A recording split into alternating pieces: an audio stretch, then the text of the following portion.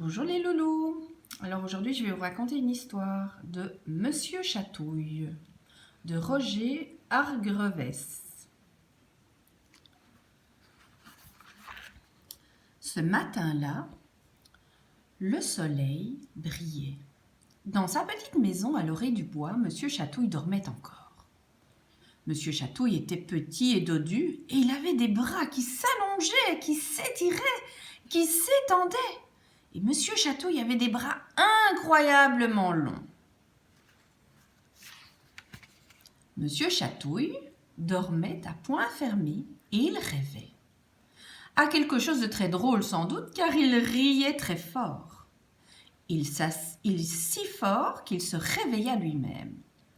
Il s'assit sur son lit, étira ses bras incroyablement longs et bâilla à se décrocher la mâchoire. Monsieur Chatouille avait faim. Alors, que fit-il?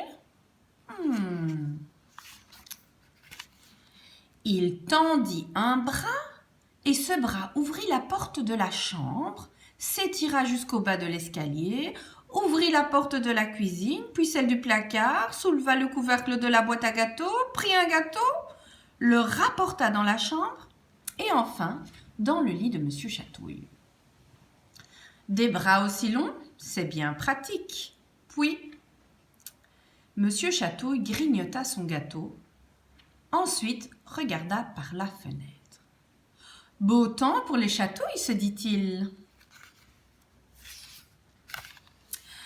Après avoir fait son lit et pris un bon petit déjeuner, Monsieur Chatouille alla se promener. Il ouvrait grand les yeux car il cherchait quelqu'un. Quelqu'un à chatouiller. Monsieur Chatouille arriva près d'une école. Personne en vue. Monsieur Chatouille tendit ses bras, incroyablement longs, vers le rebord d'une fenêtre et se hissa pour jeter un coup d'œil à l'intérieur. Il découvrit une salle de classe. Et dans cette salle de classe, il y avait des élèves assis à leur place et un maître qui écrivait au tableau.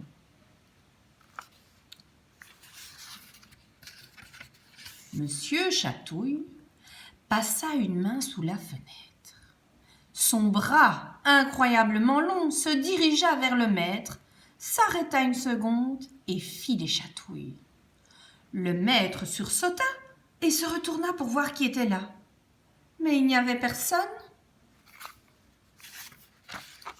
Monsieur Chatouille sourit malicieusement. Il attendit une minute, puis recommença à chatouiller le maître. Cette fois, il le chatouilla longtemps, tant et si bien que le maître se tordit de rire. « Arrêtez, arrêtez !» criait-il. Et les élèves éclatèrent de rire à ce drôle de spectacle. Ah, quel chahut! Monsieur Chatouille finit par se dire que la plaisanterie avait assez duré. Après une dernière chatouille d'adieu, il retira son bras et sauta à terre, laissant le pauvre maître face à ses élèves hilares qui étaient en train de rire. Comment allait-il leur expliquer ce qui s'était passé? Puis, Monsieur Chatouille se rendit en ville.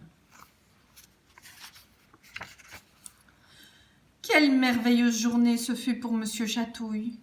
À un carrefour, il chatouilla l'agent qui réglait la circulation. Il provoqua un embouteillage effroyable.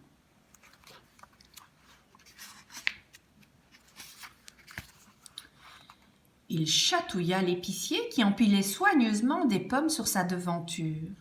L'épicier tomba à la renverse et les pommes roulèrent dans tous les sens. À la gare, le chef de gare allait donner le signal du départ. Mais à l'instant où il leva le bras, Monsieur Chatouille le chatouilla pendant 10 minutes. Bien entendu, le train partit en retard. Les voyageurs étaient furieux.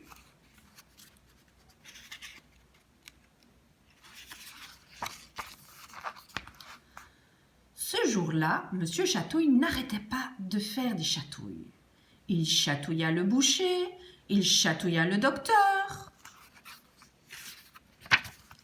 Il chatouilla aussi Monsieur Timbre, le vieux facteur, qui laissa tomber ses lettres dans une flaque d'eau. Finalement, Monsieur Chatouille rentra chez lui.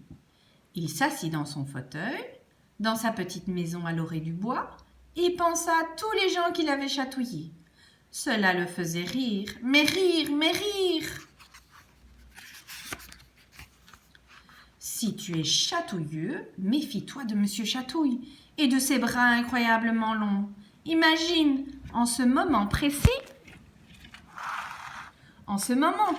il n'est peut-être pas très loin de toi.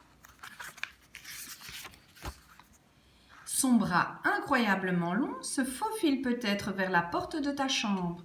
Il ouvre peut-être et il s'y glisse peut-être. Et avant que tu aies le temps de dire ouf, il t'aurait peut-être bien chatouillé. Voilà, l'histoire est finie. Même Simba est venu vous dire bonjour.